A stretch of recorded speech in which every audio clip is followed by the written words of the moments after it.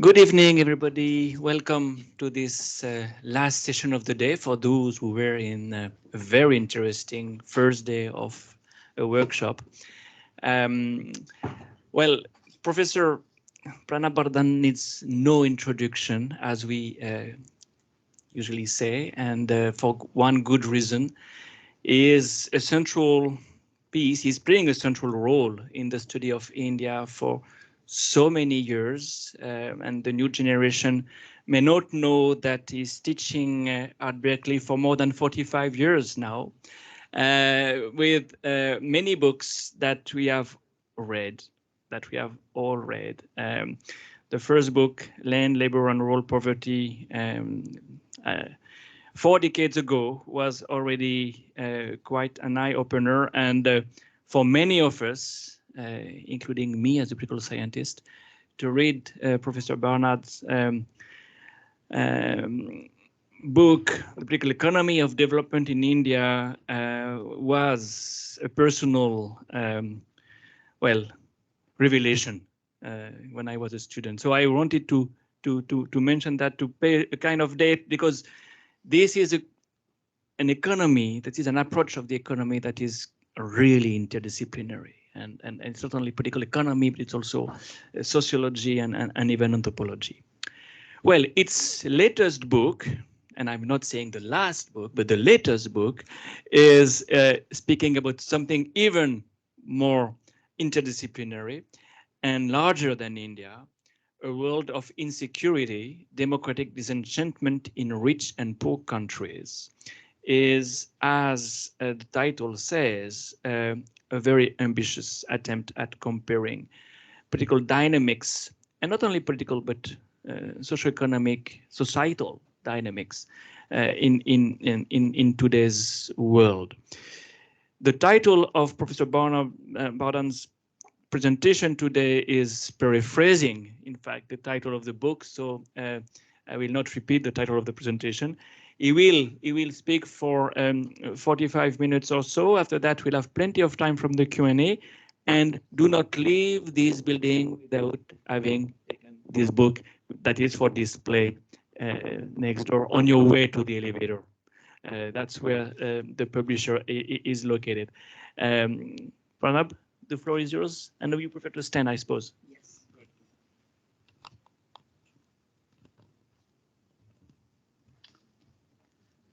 Thank you, Christoph, for being a salesman of my book.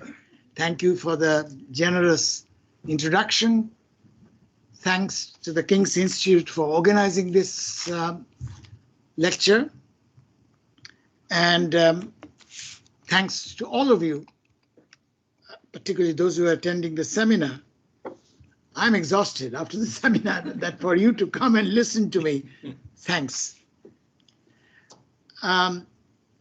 During the 2 years of COVID, like many of you, I was under house arrest.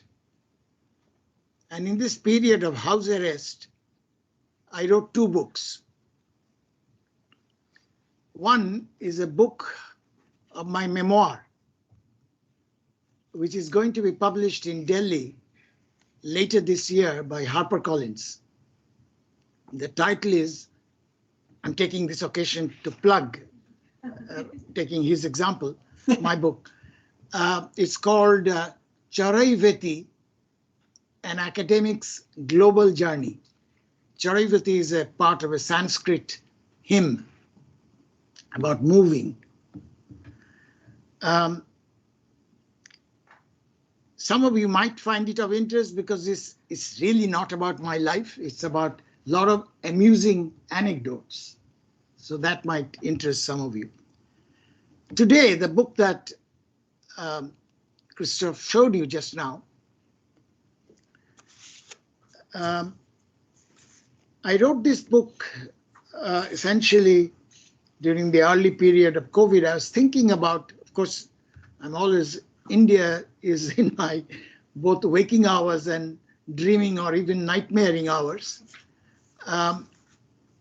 But I saw there are a lot of commonalities in this erosion of democracy that's going on all over the world. So I wanted to understand why this is happening. And so partly out of that, and I'll tell you a particular puzzle which started me. And with that puzzle, I'm going to start my lecture today. But then also I thought about differences between the rest of the world. By the way, I don't have any slides, unlike usual technical seminars, which is in line with the nature of the book. This book does not have a single chart, does not have a single equation, and does not have a single footnote. So it's in line with that style that I'm speaking to you without any PowerPoint or PDF or whatever. So first of all, let me tell you there are actually by now dozens of books on erosion of democracy all over the world.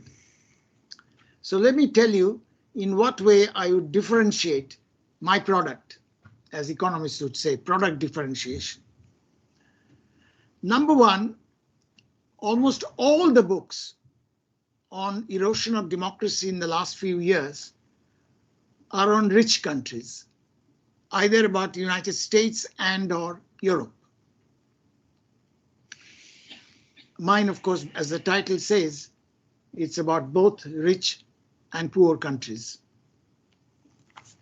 Second, particularly poor countries. Having said poor countries, I talk about poor countries in general, but I give particular attention to three developing countries. One is, of course, India. The other is Erdogan's Turkey. By the way, Turkey is now supposed to be called Turkiye. Third was Brazil under Bolsonaro. So those three I pay a little more attention than the other developing countries, but there's quite a bit general developing countries. Second product differentiation point is that in some part of this literature, particularly those written by economists or political economists, there's a lot of emphasis on inequality, particularly, for example, by my friend Thomas Piketty. Whenever he writes, he makes a big deal about how inequality, the rising inequality, played a very important role in this political sphere. Well, I'm very much concerned about inequality, and I spent a large part of my academic life working on inequality. I personally think that is too one-sided an emphasis. And that's why the title of the book, the first part of the book, is A World of Insecurity. I think insecurity plays at least as much of a role as inequality. And I'm going to elaborate on this a little more. You might say, and what is important in this book, and this is what might appeal to non-economists, if there are any in this audience, is that I'm talking about not just economic insecurity. Economic insecurity is job losses, income losses, etc. I'm also talking about what I call cultural insecurity. Actually, that's an overall term to describe all kinds of non-economic insecurity, and I will elaborate on this a little later. The third point of product differentiation is that, unlike most of these books, I have quite a serious and long chapter on China. Is Chinese authoritarian capitalism an alternative model? And much of that chapter is on governance issues in China. And since I may not have time to speak about China in the rest of my lecture, let me just tell you one of the conclusions in that chapter. There are other conclusions in that chapter, But one of the conclusions is that if you are interested in capitalist development, authoritarianism is neither necessary nor sufficient. And Chinese model has some very positive aspects, Chinese model of governance, some positive aspects, but again, authoritarianism is neither necessary nor sufficient for those positive aspects of Chinese governance. On the other hand, some of the ugly features of Chinese development are almost entirely due to authoritarianism. So that's, I'm not going to talk much more about China unless they're in question answer period. I'd be happy to answer questions about China. I won't have time to talk much about China in the main lecture. Fourth point of difference from the other books is that first half of the book is on understanding why this is happening. The second half of the book is obviously what to do about it. Not that I have any magic formula, far from that, but I speculate on different kinds of policies, and essentially there's two chapters, actually there are 3 chapters, but 2 of these chapters are on what I call rejuvenation of social democracy. And so there are various issues of social democracy that I discuss. In this evening's lecture, I'm going to address essentially 2 questions. The first is the question with which I actually started thinking about it. And that question is inequality, or which Piketty and others have emphasized, insecurity, which I'm emphasizing. These are traditional left-wing issues. Why are workers turning right, not left? This is the primary puzzle with which I start. Whether you are worried about inequality or worried about insecurity, why are the workers turning right? So that will be the first part of my lecture, trying to understand that. And the second part of the lecture, I'll be talking about social democracy and some of the policies for rejuvenating social democracy. So let me start with that question, why they're turning, workers in general, turning right, not left. By the way, turning right, when I have turning right, is obviously I have in mind leaders like Trump or leaders of Brexit in UK, Viktor Orban in Hungary, Marine Le Pen in France, Bolsonaro in Brazil, Erdogan in Turkey, of course, Modi in India, and a few other examples. There is one small exception for turning right rather than left, and that relates to some Latin American countries.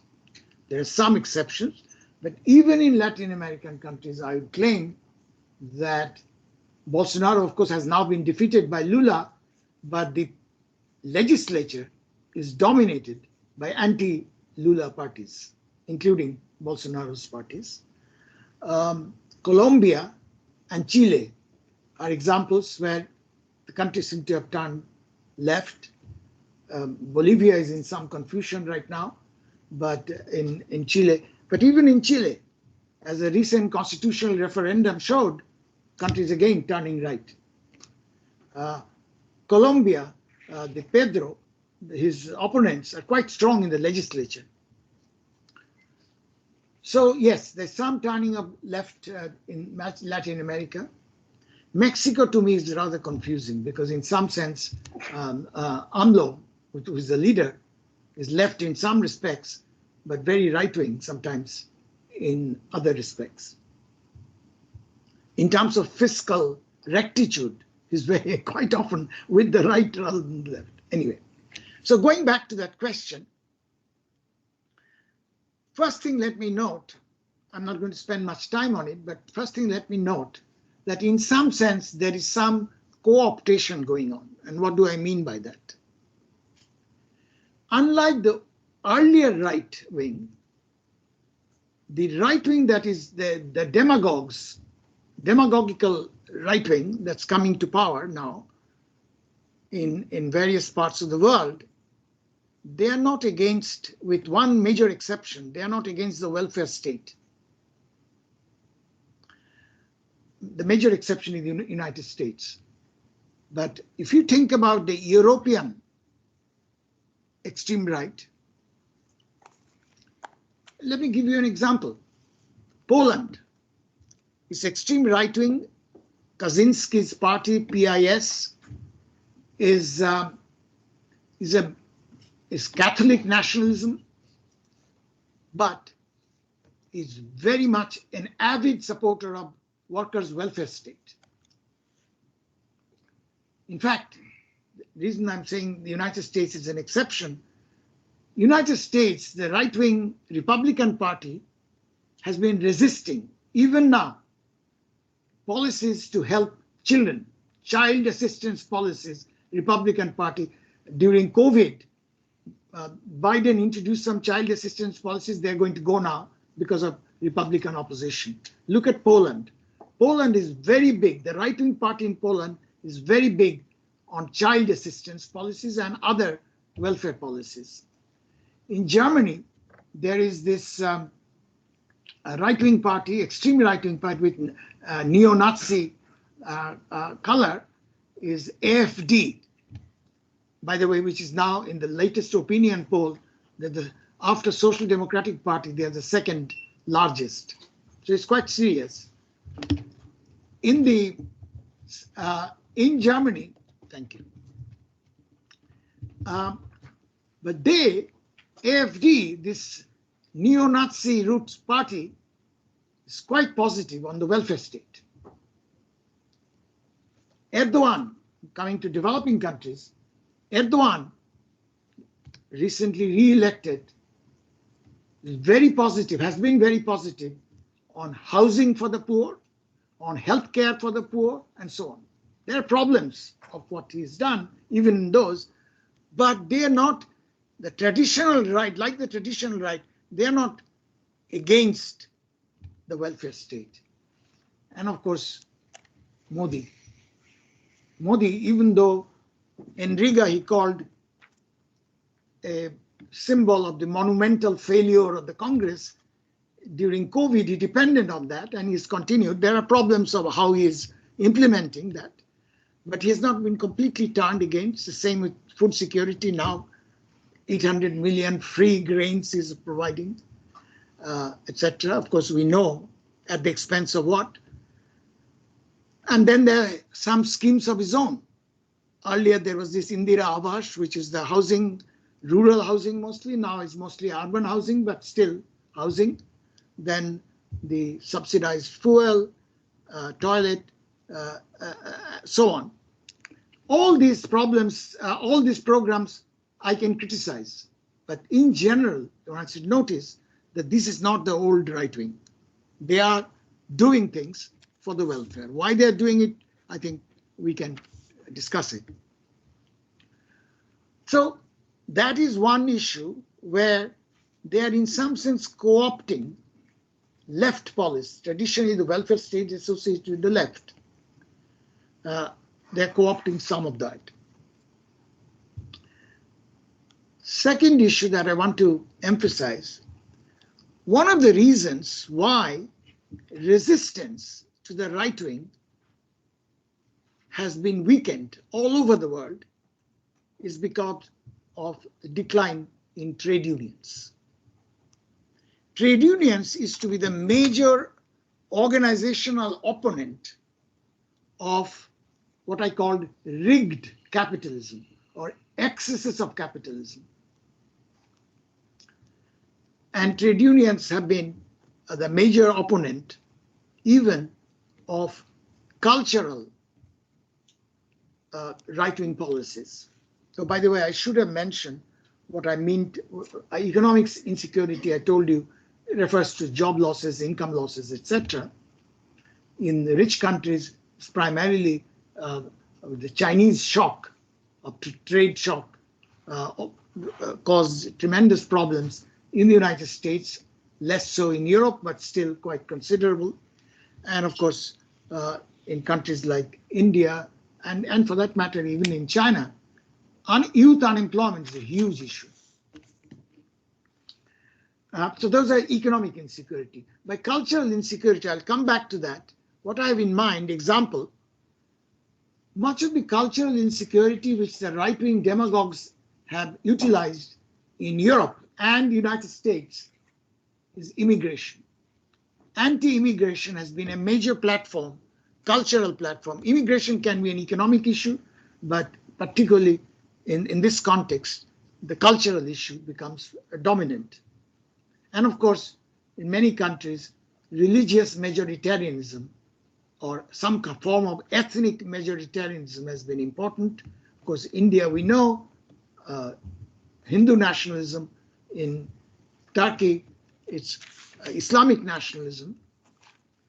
In Poland, I already said, Catholic nationalism. In Bolsonaro's Brazil and Trump's United States, it is Christian evangelism. Christian evangelicals are the major supporters of Bolsonaro and Trump, overwhelming. So religious ethnic majoritarianism is one form of cultural issue, and the other form is anti-immigration.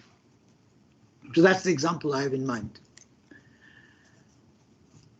So going back to trade unions, the reason I thought about it is that trade unions, we economists usually think about trade unions mainly as a wage bargaining institution, but trade unions, particularly in rich countries, played another role, and that I would call a cultural role.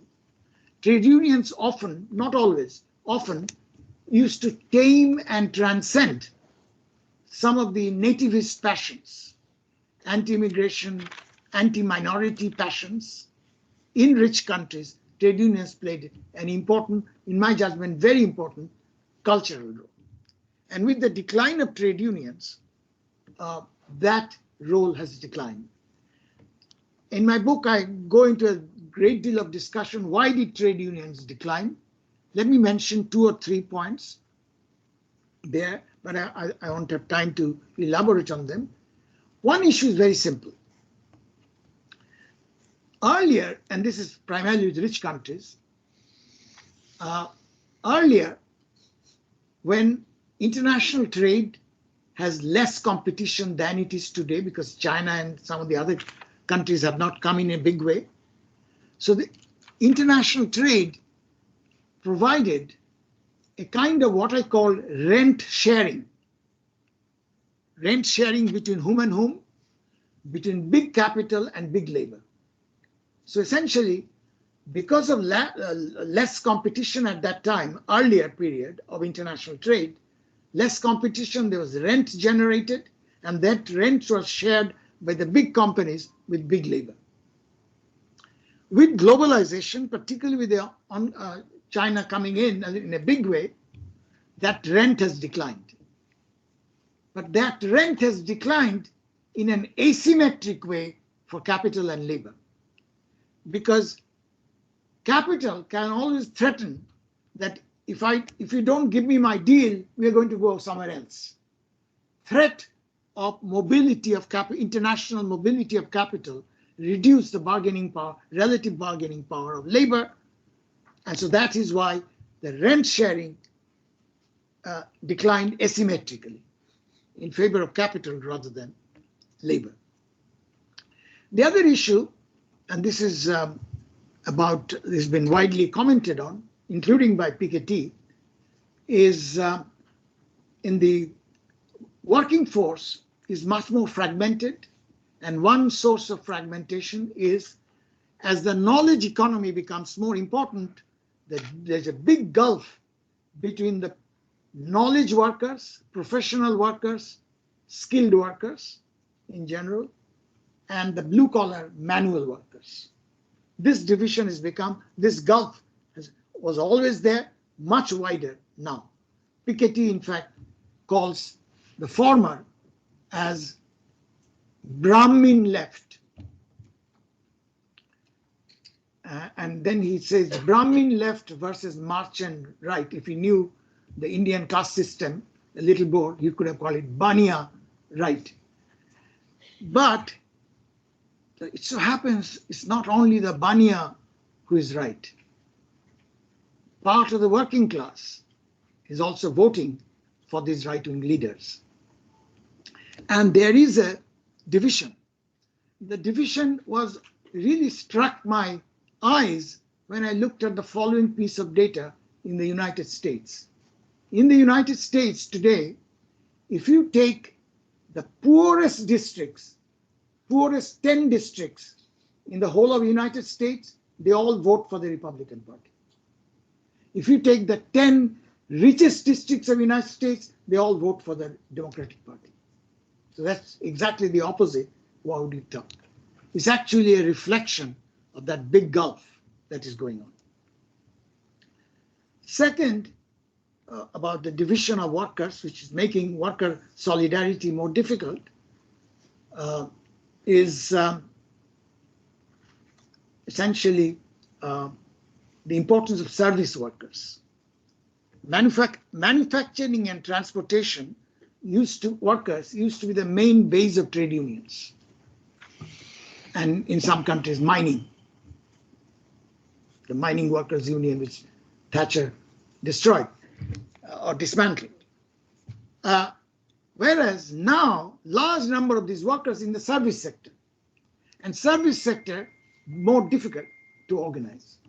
Particularly some kinds of service sector like caregiving workers, etc., most difficult to organize.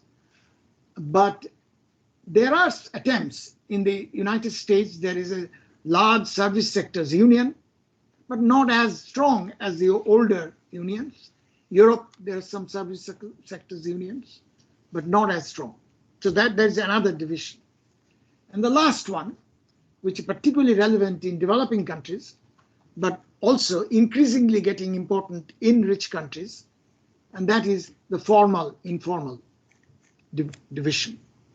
In countries like India, of course, the overwhelming majority of workers are informal, so the trade unions give leadership only to a small island of workers surrounded by a vast ocean of informal workers, and that's where the big gulf.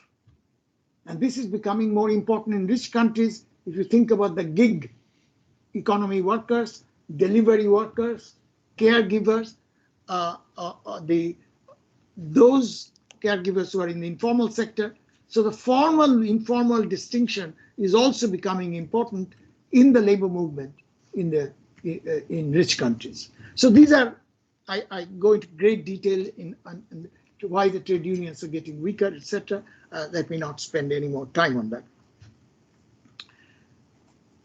In one way, again, going to rhetoric, the left rhetoric and right rhetoric converge in one respect. Left is, of course, always traditionally anti-elite. But if you hear the speeches of the populist demagogues, they will tell you they're also anti-elite.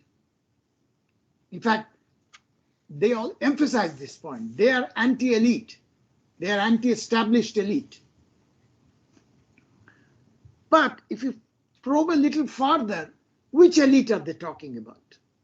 The populist right-wing demagogues are not against the financial elite. They're against the cultural elite, the liberal elite. So in India, Modi will talk about the Khan Market gang. Trump will talk about similar East Coast liberal gangs.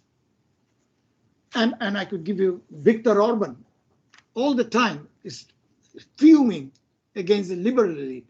They're not against financial elite. In fact, Modi is cozy with financial elite, so is Trump. One of the first things some of these right-wing leaders did after coming to power was to reduce the taxes of the rich and weaken the regulations on the corporate sector. And yet workers are supporting them. I read a book written by a sociologist, Arlie Hochschild. She wrote a book she went and did field survey on the Trump supporters in the US South, in the state of Louisiana in the United States. And I remember in reading that book, she was surprised when she talked to them. What are they worked up about? These Trump supporters are worked up about the minorities and the immigrants. Early, whom I know, she then pointed out, by the way, this is in Louisiana. By the way, the big petrochemical companies have poisoned this land. And there are a lot of cancer patients where these oil companies have really ruined their lives. And yet, it's the minorities and the immigrants that they talk about. So, and this is where cultural narrative plays a big role. I'll come back to that. So, but my point is anti-elite, but which kind of elite? Not financial elite, but liberal elite. The cultural narrative, of course, dominant is, as I said, immigration and religious majoritarianism. And sometimes their rhetoric is quite similar in rich countries and poor countries. By the way, I should mention that some differences, since I'm going to primarily concentrate on similarities, let me talk about one big difference between developing countries' right-wing support base and rich countries. In general, with some exceptions, in rich countries, the supporters of the right-wing demagogues are more rural, less educated, and older. That's not true of Modi.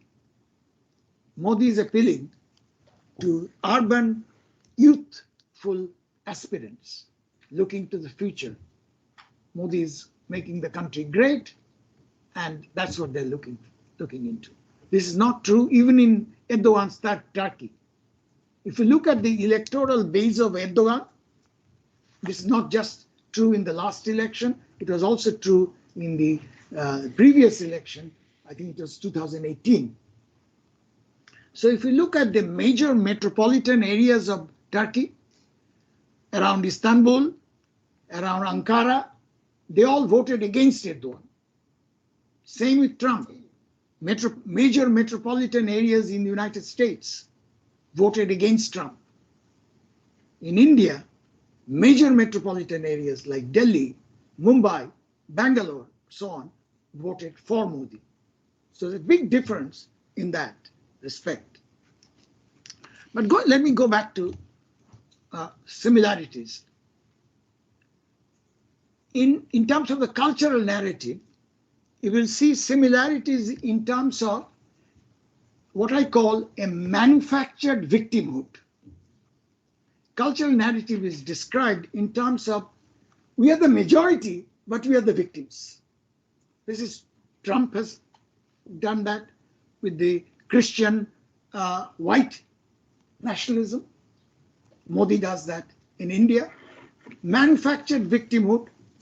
You know, I can tell you how many even upper middle class in India who mainly vote for Modi, how many upper middle class drawing room discussion I've heard, and sometimes I just couldn't contain myself. So the idea about the manufactured victimhood is the Muslims are going to outnumber us. Even though they are only about 14-15% of the population, Muslims are going to outnumber us.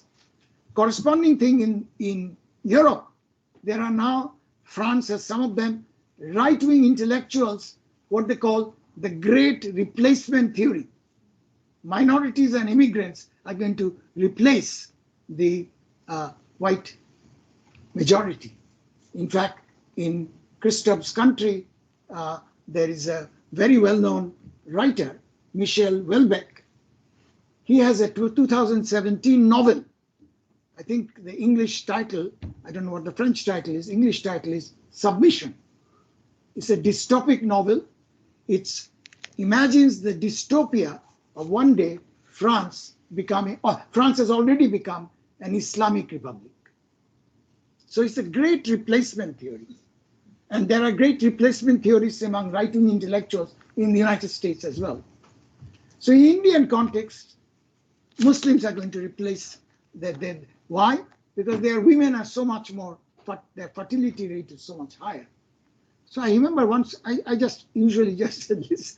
I said, look, do you know that the Muslim woman's fertility rate in Kerala is much lower than the Hindu woman's fertility rate in Uttar Pradesh? Think about that. Or look at an adjoining Muslim majority country, Bangladesh, where the fertility rate decline has been much more than in India. And yet, Muslims are going to outnumber us. Same on immigrants.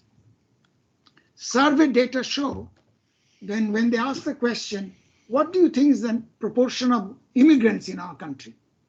People will usually say, oh, 30, 40%, when the actual number is in single digits.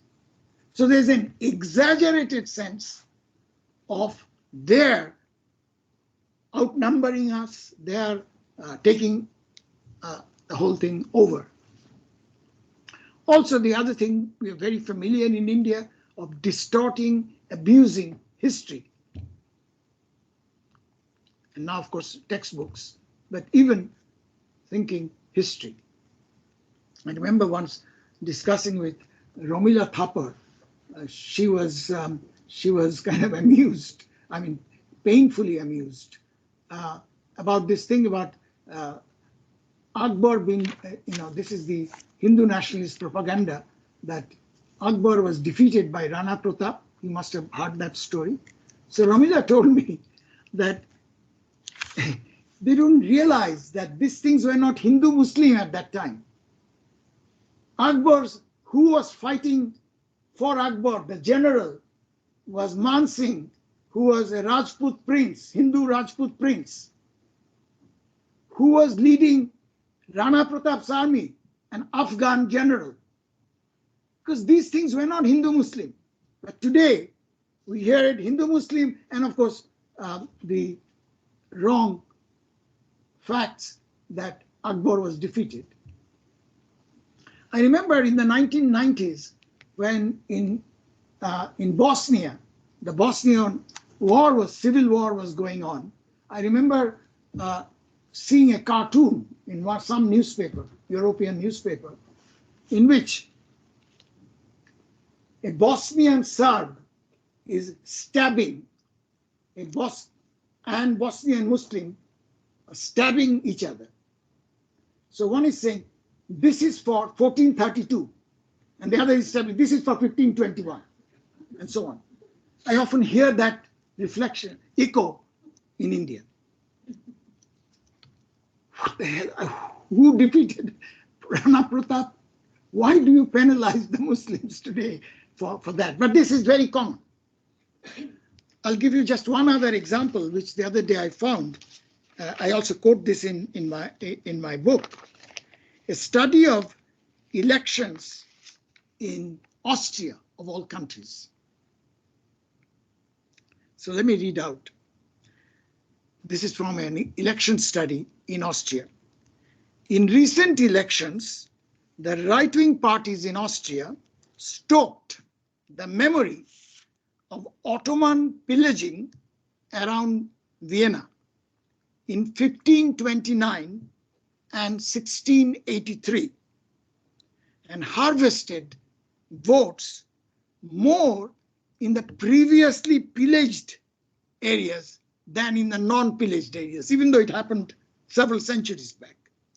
What is more interesting, those areas, there's no difference just 20 years back in voting pattern.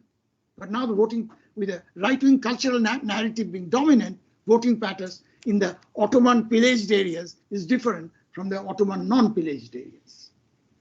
And this again reminds me of India invoking wrong history today to excite people's passions. Then, of course, these passions are amplified, these anxieties, manufactured anxieties, are, of course, amplified by social media. And this is something that has happened in very recent years. I'm going to give you two quotations on social media. Everybody knows about the role of social media creating kind of echo chambers of right-wing extremism. So you might say, why right-wing? Isn't the left using social media as well? So let me quote two things. One is from a speech by Amit Shah given when he was the head of the BJP some years back. This is a speech he's giving to his IT cell people.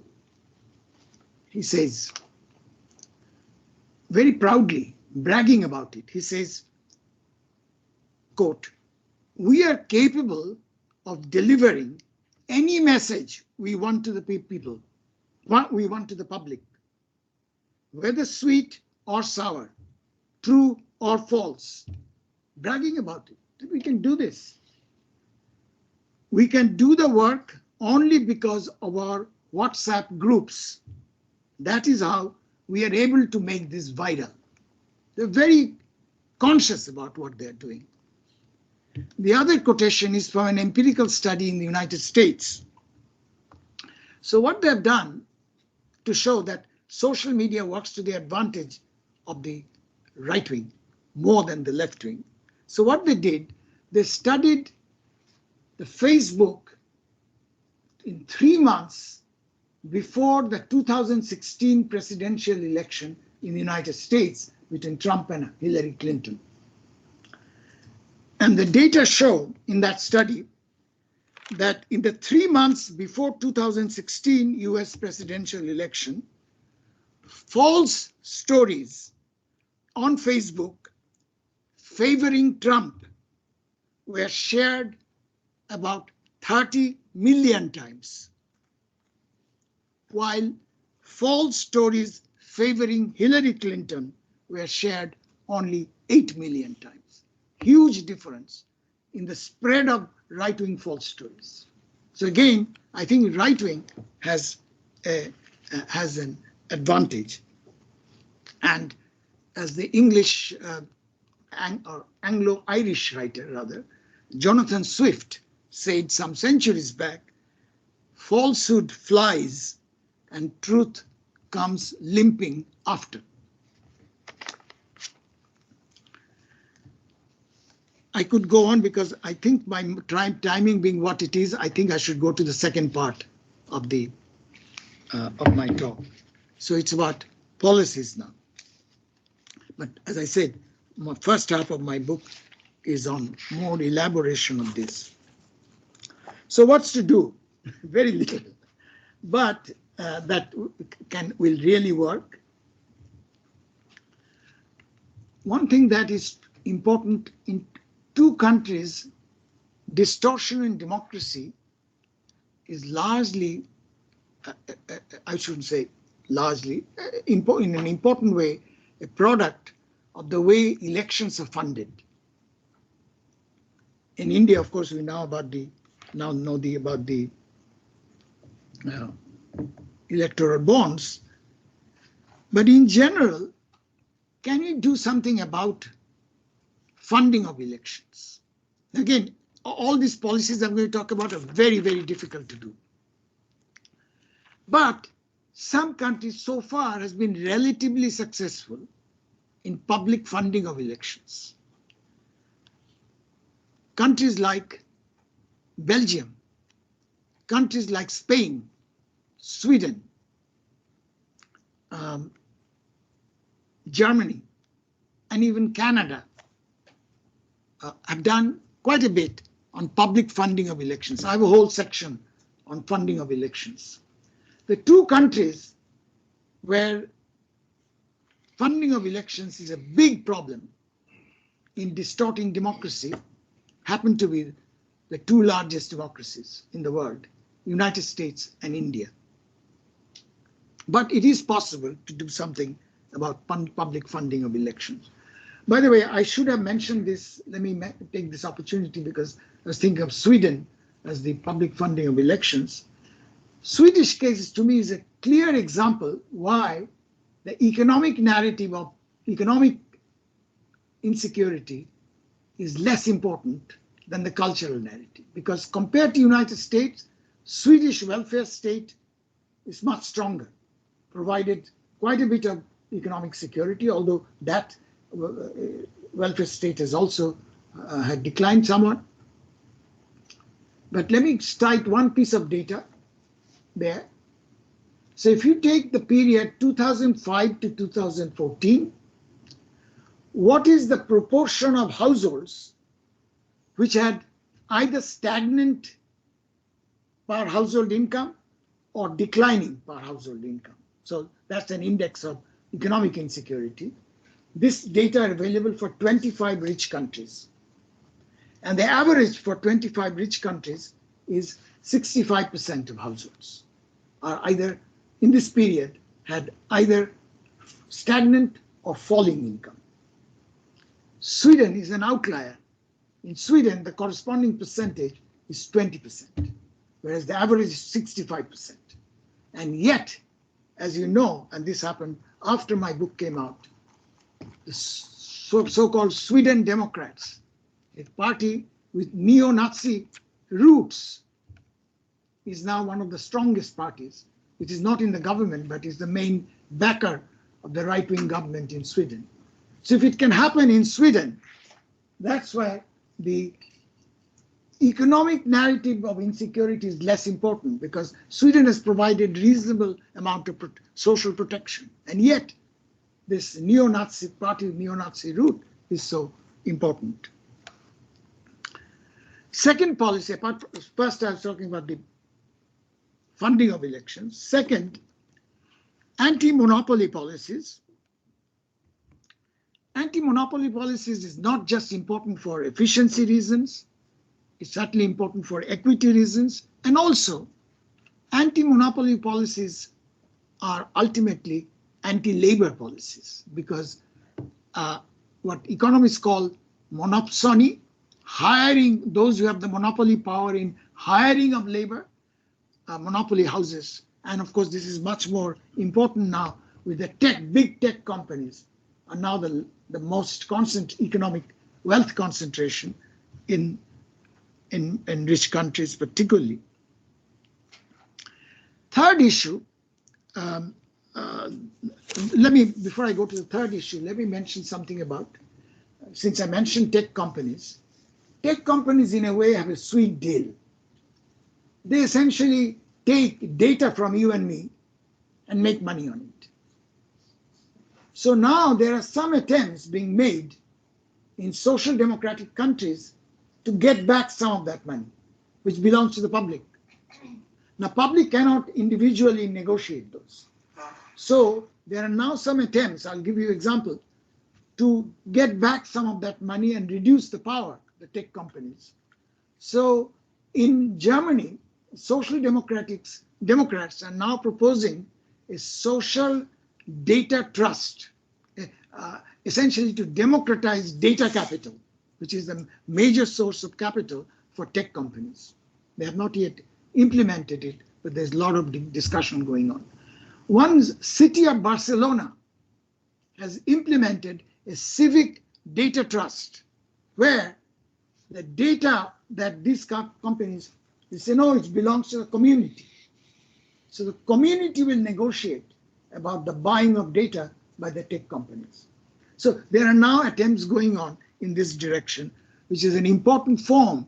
Anti-monopoly policy is not just the old antitrust policies. I'm thinking of this data capital, democratizing data capital as well.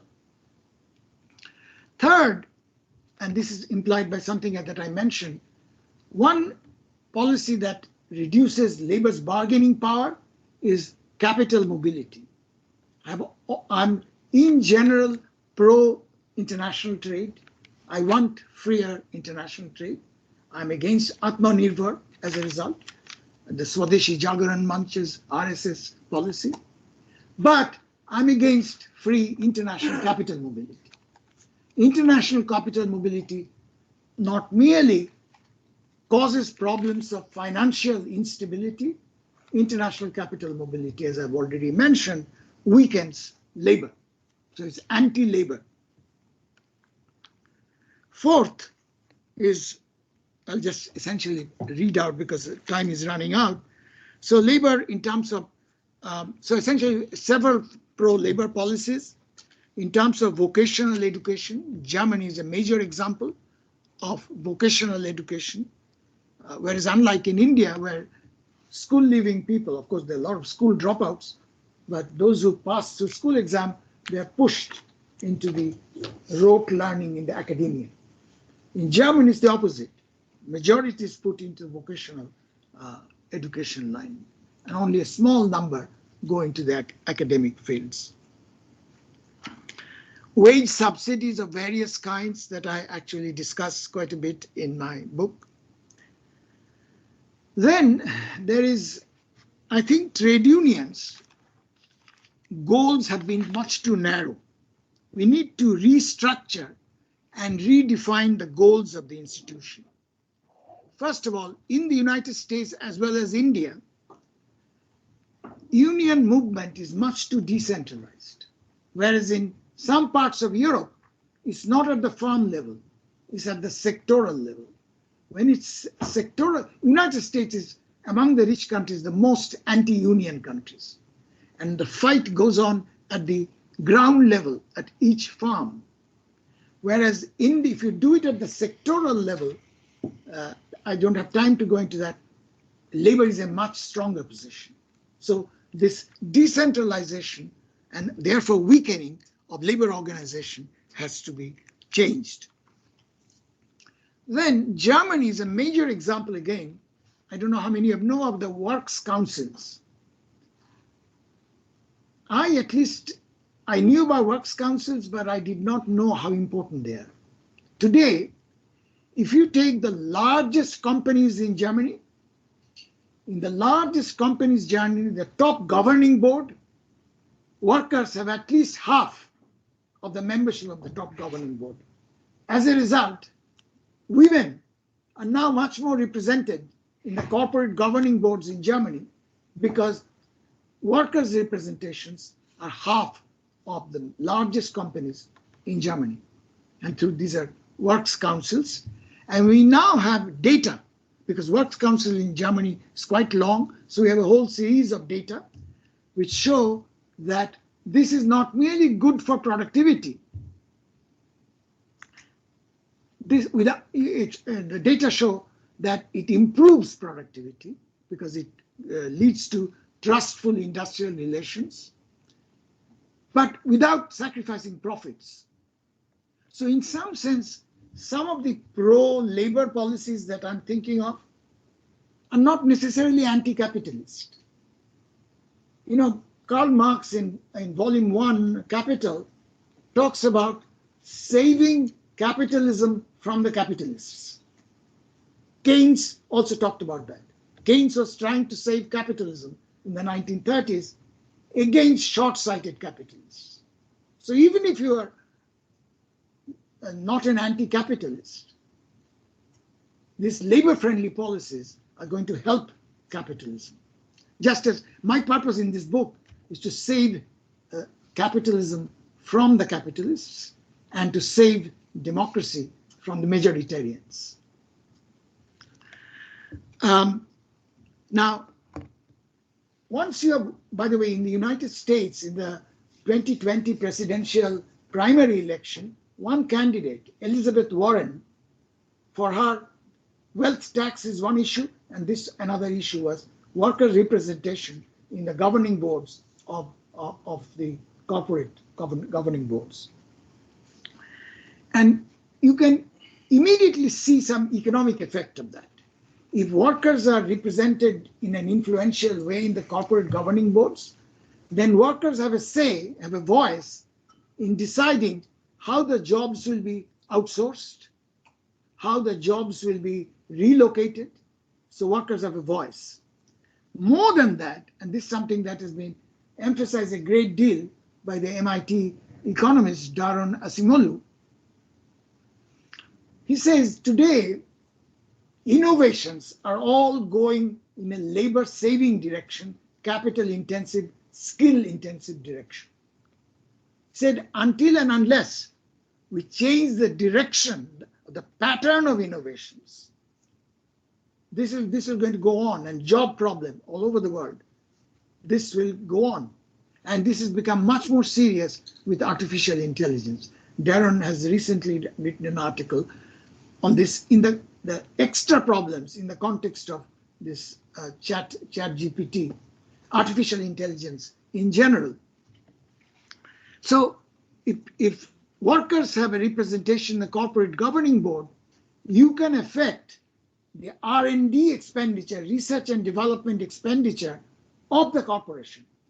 And that way you can, and Daron Acemoglu gives a lot of examples, it is possible to turn technology in a labor-absorbing, labor-empowering direction rather than in labor-economizing direction. The other thing is that international trade, one of the reasons working class, blue-collar workers distrust international trade, they're anti-globalization, distrust trade union, distrust international trade rules, that today in the negotiations in the World Fora, the international trade rules and investment rules are completely influenced by corporate lobbies, sometimes even drafted by corporate lobbies. If worker representation is important in the corporate governing board, that will change, and that probably will restore some of the trust that which international trade rules do not have with workers. More than that, as I already mentioned, trade unions have a cultural role, and this is often ignored by economists. I think it is important. With the decline of trade unions, I've already told you there's a vacuum, a cultural vacuum that has been created. And in that vacuum, these populist demagogues are coming. I think trade union can play a cultural role in this. And when I'm talking about trade unions, I'm actually using trade unions as just one example. In most countries, there are a lot of associations. Trade union is only one kind of associations. In rich countries, there are parent-teachers associations in schools, neighborhood associations, women's groups, and Works Council is another example. I'm thinking of institutions and associations which are intermediate between the state and the individual citizen. There's a vacuum there. And I think this will, if you can enrich the associations, strengthen the associations, this will enrich democracy. It is not an accident. The state in India, where has this associational life is stronger than in this kind of associations. I'm not thinking of necessarily caste associations. Stronger than in other states is Kerala. And it is not an accident. Kerala is probably the nearest to some form of social democracy that we have, if there is any social democracy in any part of India. Then there are issues, and this brings me to the cultural issue of nationalism and habits of democracy. I think it's very important that it is quite often we think that this is the populists and this is the Democrats or liberals. I think it's not like that. I think culture leads to a lot of malleability. So who dominates the cultural narrative can make a difference. And there, I think, I don't know, Mukulika Banerjee is here. She has a book called Cultivating Democracy. And there she talks about how at the village level, cultivating democracy becomes important. It goes back to Ambedkar. Ambedkar in the last speech in the Constitutional Assembly said that we are planting this democracy through this constitution in a soil that is inhospitable. Yet he did not give up on that attempt, because he thought through the constitution you will try to change this situation. It is possible to inculcate or cultivate practices of democracy, and this is part of the cultural issue. And that brings me to the nationalism issue. I think in India, for example, the Hindu nationalists will claim they are the only nationalists. Sometimes I even say they're not the only Hindus. There are non-Hindutva, religious, spiritual Hindus who don't believe in Hindutva. So they are arrogating to themselves, they represent all Hindus, even though in the 2019 election, only 37% voted for Modi, 63% did not vote for Modi, and the majority of the 63% are Hindus. But they talk about all Hindus. Similarly, this is not the only kind. Ethnic nationalism is not the only kind of nationalism. There's a lot of discussion in the literature on nationalism, and I have a whole chapter on nationalism.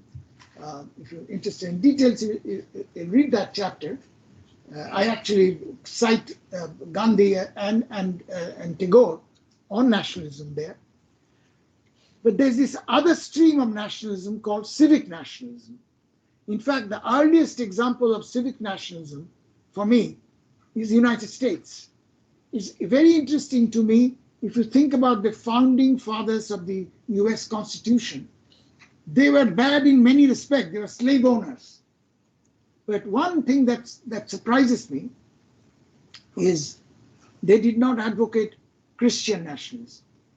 They advocate nationalism based on constitutional values.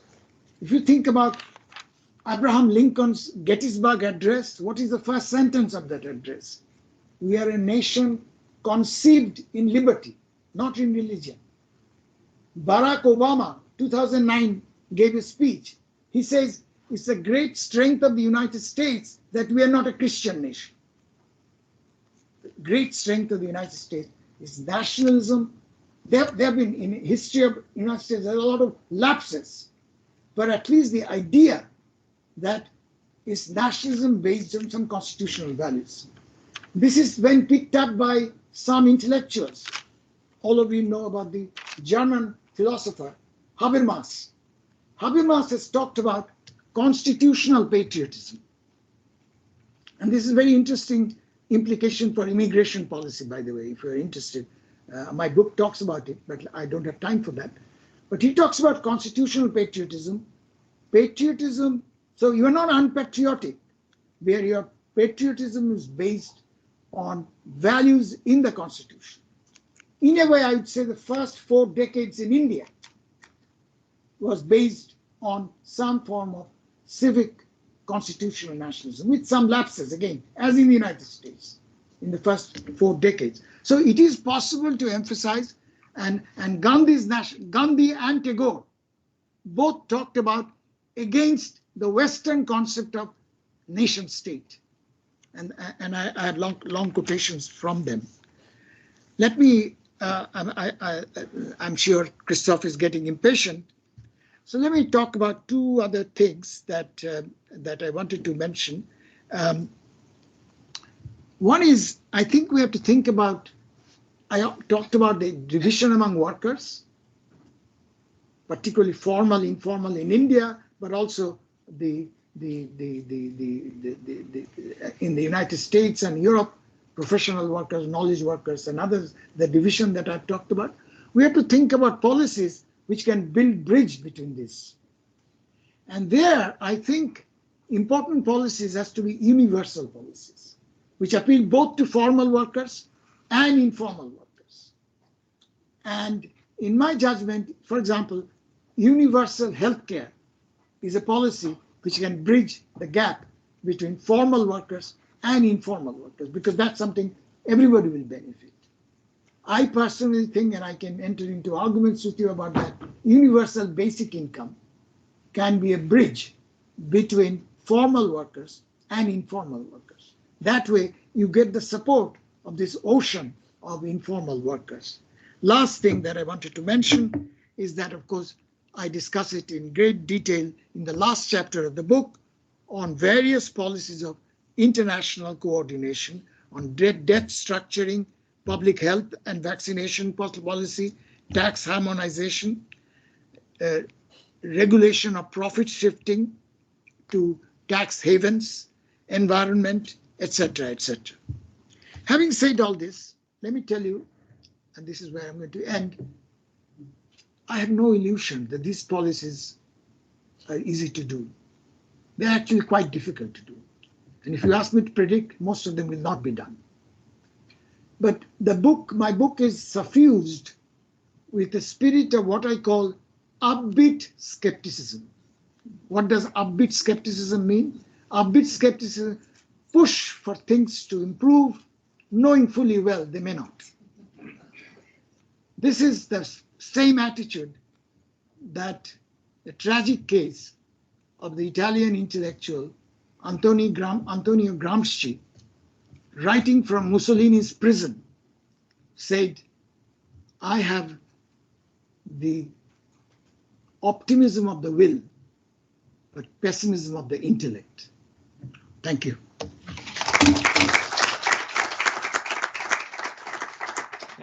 Thank you very much, Pranab, for this presentation of the book, where you can analyze the situation, diagnose the situation, and then suggest solutions. And you end as a desperate optimist, but this is precisely what academics often are. Let me introduce the discussion. How much time do we have, Luis, for the discussion? 15 minutes. 15 minutes. So I'll be very brief, but Sorry for speaking too long. If you can hear me, can you hear me? Yes. Yeah. 2 points. I think this is a very interesting way to put things, this notion of democratic disenchantment. But the formula suggests that people are so disenchanted with democracy that, well, maybe they will not even go and vote, but they do. And that's something I'd like to ask you, in fact. We see the making of new forms of regime. It's not authoritarian the way Spain was authoritarian, or Portugal was authoritarian, or Greece was authoritarian. There are elections every 5 years, and the man who is organizing the elections sometimes loses. Franco never lost, Salazar never lost, Erdogan almost lost, Trump lost, Bolsonaro lost, Rajapaksa, you don't mention Rajapaksa, Netanyahu. So we are in a very, I would say, somewhat peculiar case. People are very attached to the democratic right that is voting. And you mentioned Mupulika's book on purpose, So it's disenchantment with a fraction of democracy that is liberalism. And I think that's a very interesting debate that we can have. Is it disenchantment with the right the demos has to decide who will govern? Or is it disenchantment with the liberal culture in the ethos, values, that between elections should prevail for making the rule of law, a reality? So that's the first point I would like to put on the table. The other very important point you made is this way victimhood is manufactured. Well, that's a very interesting point, because on the Indian side, that's what they were trying for decades. Remember this notion of Hindus, the dying race, that's this 1910. 1910, Hindus are dying, nobody cared. It took 100 years for them to make that point. What made a difference? Why could we believe that Hindus are attacked? What made the difference? Well, I would suggest two things. One, terrorism. And we need to factor that in. And it's true for Erdogan in Turkey with the Kurds, it's true with Netanyahu. It's psychological insecurity, it's physical insecurity. And two, egalitarian equality in making progress. You know, who are the ones who are leading this extreme right doctrine? Those who have something to lose, those who feel threatened. Well, they were threatened by Obamacare, they were threatened by Lula, they were threatened by Modi, well, by Congress, Mondal 1, Mondal 2. So, and it's a very interesting way to revisit the very important point you made. Those who are supporting these groups in the developing world are not the same as those who are supporting these groups in the developed world. But on both cases, you have people who feel threatened. And they feel threatened for different reasons. And I would suggest that, in fact, we have a counter-revolution at work. You know, it's because there was more equality that those who had something to lose wanted to return to pre-democracy. In fact, that's what Steele tells us. Charles Steele has a very clear theory of democracy. Well, when the elite doesn't have anything to win in democracy, they lose interest in democracy.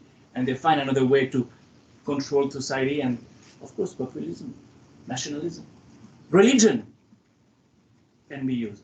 So we have a very clear, I would say, it's anti-liberalism in the context of a counter-revolution. And I think these are the two sides of the same coin, more or less. So that's a lot of food for thought, thanks to you, Pranab, that you gave us. In terms of the solution, just one very quick word. Yes, funding election is very important. Funding the media is very important. And you mentioned Thomas Piketty, I would mention his wife. Julia Cagé in France is telling us, democracy has a cost. You need to invest in media. I've actually quoted from our book. It's called The Price of Democracy. Yes, the price of democracy. You need to fund the election the right way. You need to fund the media the right way. Because if you do not, it will be taken away and we'll have the fake news and the social media. I think you can open your mic and ask the question if you have any remark, please. Go ahead. Thank you so much. Yeah, you can open your mic and introduce yourself in a couple of words. I'm Tef Feride, originally from Georgia, but right now I'm doing my PhD at King's College, World Studies Department, and I'm studying 5 countries, Eastern European countries, Georgia, Ukraine, Lithuania, Latvia, Estonia, and it's comparative studies, why after the collapse of the Soviet Union, Baltic states managed to achieve working democracies and what have been stumbling blocks for Georgia and Ukraine. I have questions. You talk quite a lot about far-right extremists and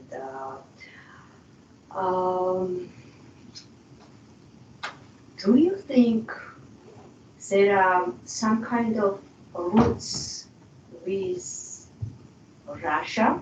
Because actually you mentioned the election in the US in 2016, and after a few years we heard some kind of influence on that election.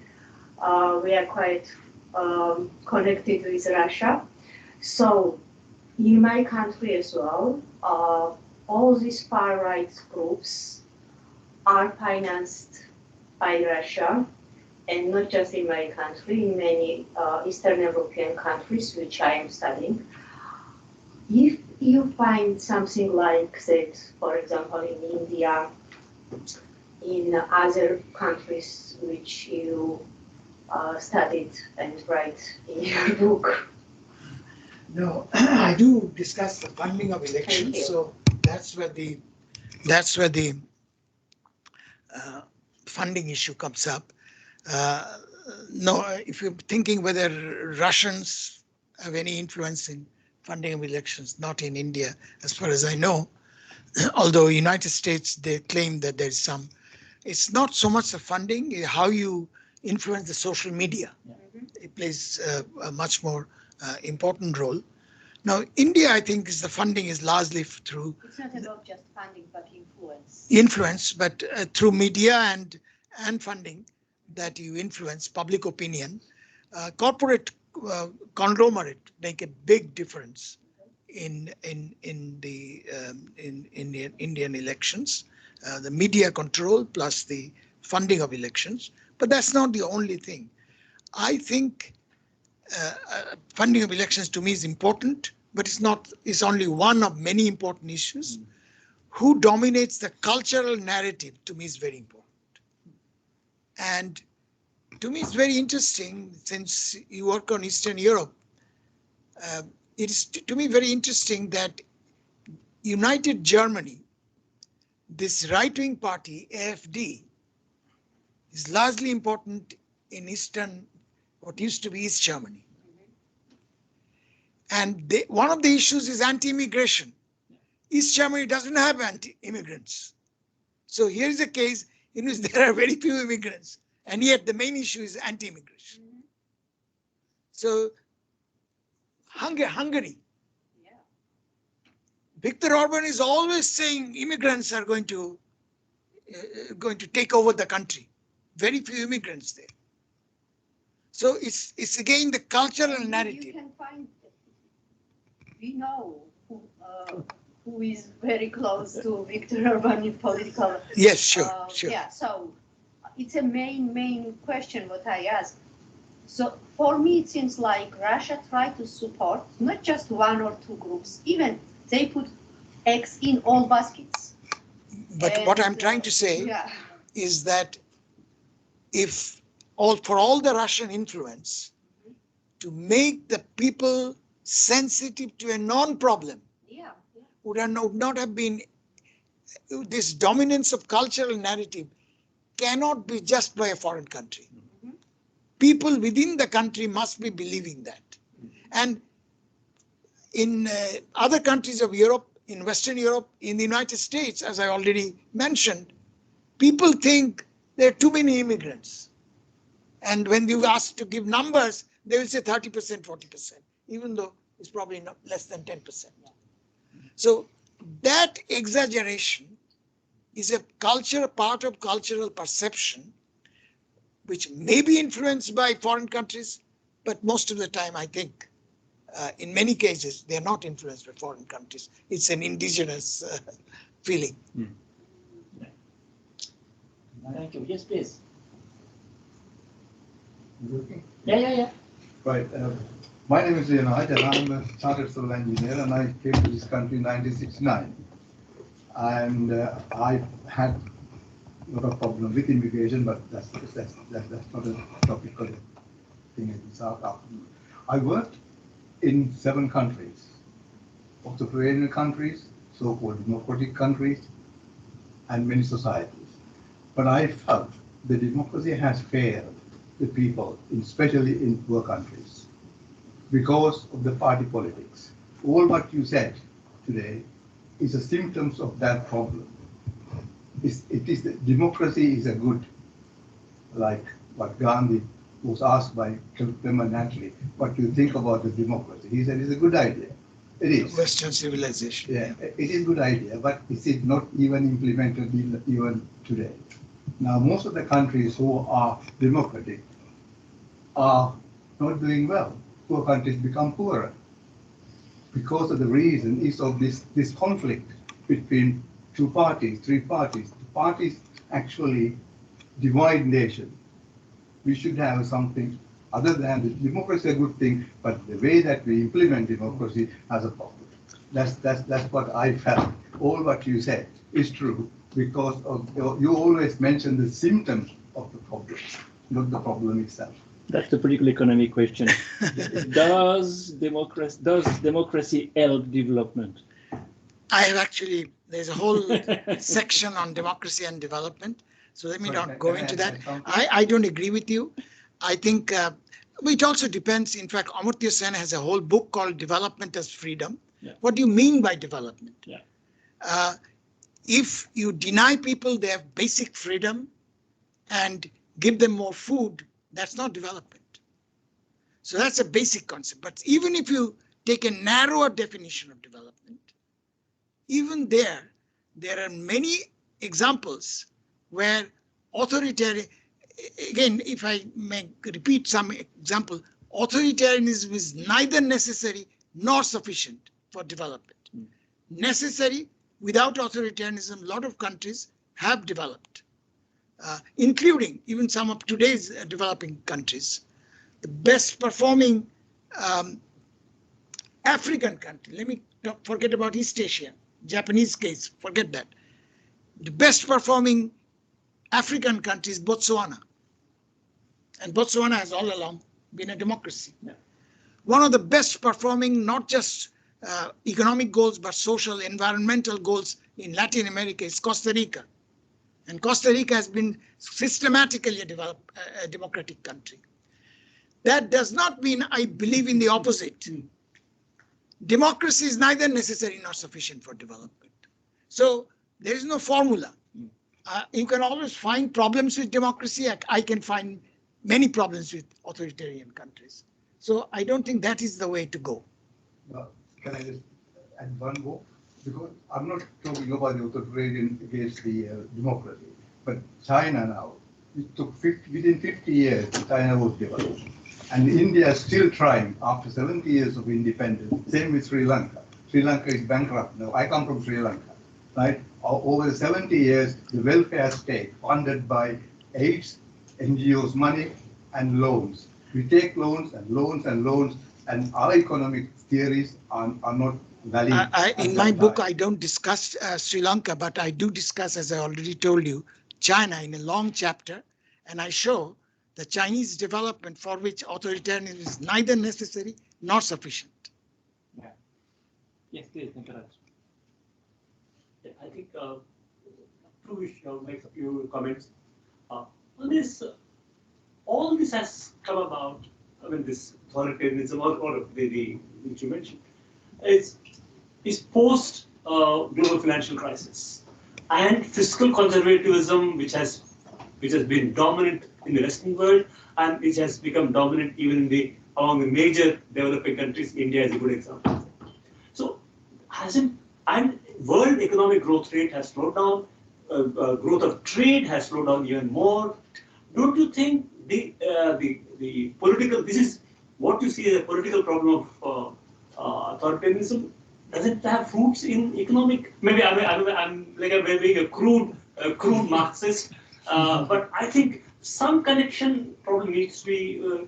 And second point about, I mean, again, I would like your comments. I agree with you about this funding of elections. I think in India, the only politician, prime minister who made systematic was VP Singh, and he became the enemy of the entire political class, including the left. Okay, therefore, I think that is something which is heart of India's problem. I agree with you, but don't you think he was right? And I would like your comment on that. Thank you. Yeah, sure. I mean, funding of elections. That's why I brought up the issue of funding of elections, and that's why I today in the earlier, I thought electoral bond is a con game. Not merely electoral bonds. 90% goes to the BJP. What is more, something worse. You and I don't know which party's electoral bond has been bought by whom, but somebody knows. Who is it? These are all State Bank of India bonds. So State Bank knows who is the donor. And since State Bank of India knows, Modi knows. And suppose you want to contribute money to the Congress party. You are a corporate honcho, you want to contribute. But he will think, if I buy electoral bond and contribute to the Congress party, State Bank of India know, Modi will know. And ED will. So what will Modi do to my business? I'm a corporate person. So there's also an element of fear there.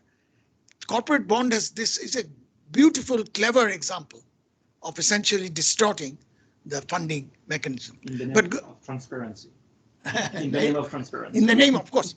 That's why I'm calling it a con game. Yes. In the name of electoral reform, this has been introduced. Going back to your question, I was telling Louise, that when I presented a talk, similar book talk in London School of Economics, one of my discussants was Martin Wolf, the Financial Times correspondent, and he raised this question. He said, yes, I understand all of these things, but why now? That's the expression he used. So this is the following answer. It's not a full answer. It's not a fully satisfactory answer. I think there are cases, but there are many cases in which the workers, let me say several things. I was going to talk about the Swedish case. The reason I mention it, Swedish case is one in which economics, I already gave you the example, it's an outlier of other rich countries in terms of maintaining the economic security of workers.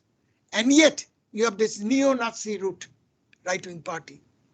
And they essentially persuaded the workers because these immigrants, these particularly Muslim immigrants, are going to overthrow this cultural traditions, etc. That's why I think we economists have a tendency, not just Marxists, economists of it, for obvious professional reasons, want to emphasize the economics. In fact, Martin Wolf has a book called The Crisis of if you're interested, I've reviewed that book and I've criticized him. He says this expression, is the economy stupid? Is the financial crisis is the main reason. Now, if you think about it, Modi's rise in India, would you attribute primarily to financial crisis? I think this thing was brewing for other reasons, and then financial crisis had some effect, but I don't think that's the major effect why Modi came to power. Modi came to power in Gujarat for much earlier, in a big way. If you think about the other effect that I mentioned to Martin, I said something else happened. Why now? This is the period social media became important. And I think we should not underestimate the effect of social media. The anxieties people have, but the anxieties are amplified 100 times through social media. And in social media, as I've already mentioned, the right wing has an inherent advantage.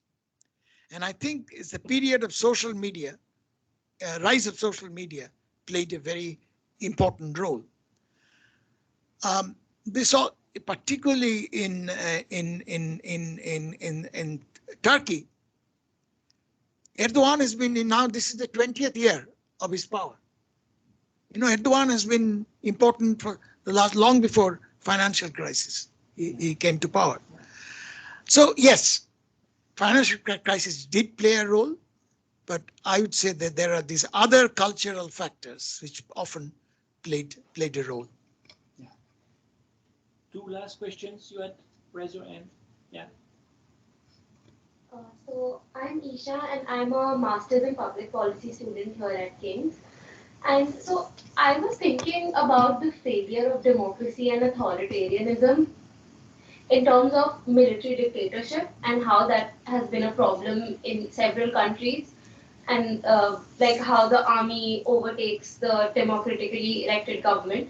So I was just wondering if that could fit into the cultural aspect that you talked about. Actually, less and less often now, military coups are taking over democracy. I think there's a famous book now called How Democracies Die, Yeah. Written by two Harvard professors. Levinsky and Ziegler. Yes. So they are saying earlier military coups used to destroy democracies. No longer. There are examples. Myanmar is an example. Sudan is an example. 2 or 3 other examples. But more often, we have democratically elected leaders than destroying democracy. Modi is an example. Erdogan is an example. Orban is an example. They did not come power by military.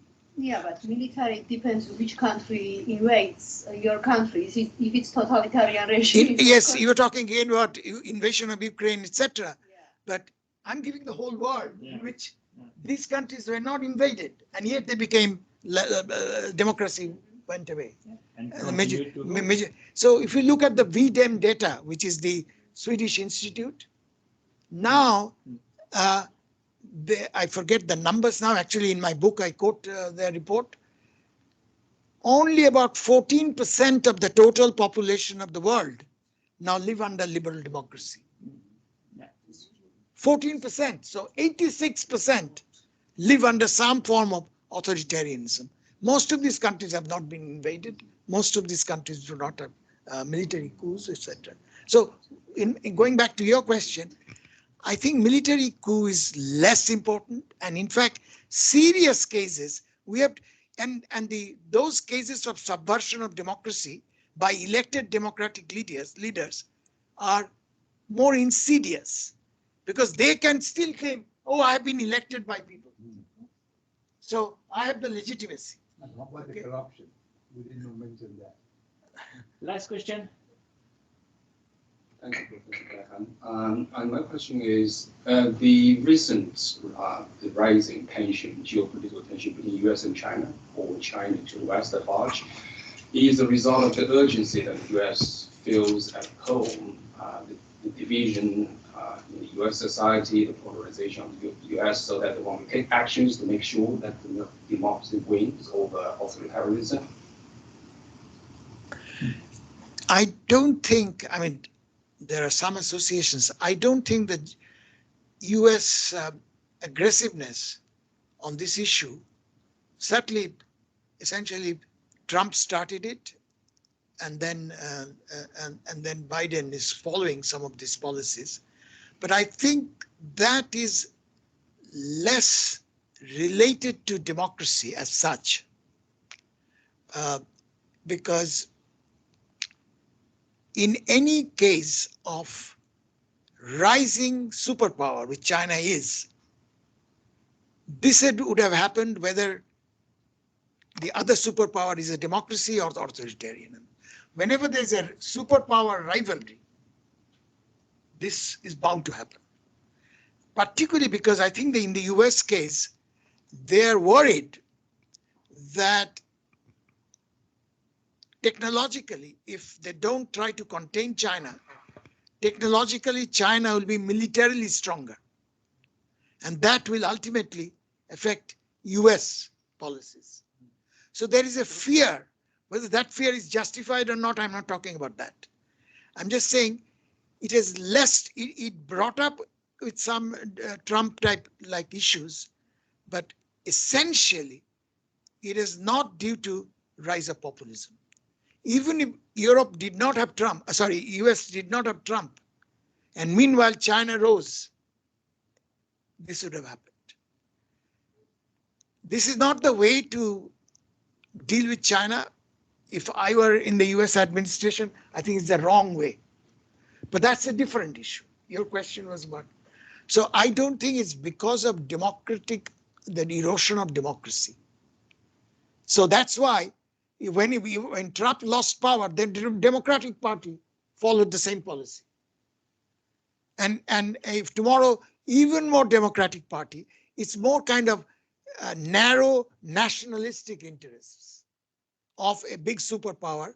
When all this time, for the last 2 decades, they were monopoly. Now they say there's a chance of becoming a duopoly. Earlier it was a duopoly with Soviet Union. With the fall of Soviet Union, there's a monopoly of power. And now there's a chance of a duopoly of power. So the monopolist, like any monopolist, feels threatened. It has very little to do whether the monopoly country is democracy or not. Thank you. Thank you very much, Pranab, for having compressed for us tonight this book that you can now read to get the detail. And of course, that's a photograph of the situation today. We will continue to follow what is going on that front, especially in India, of course, because there'll be elections. There are always elections in these countries. It's a different kind of authoritarianism. So any opportunity to change the rule, to change the course of history is there when there are elections. Thank you so much. And the book is waiting for you.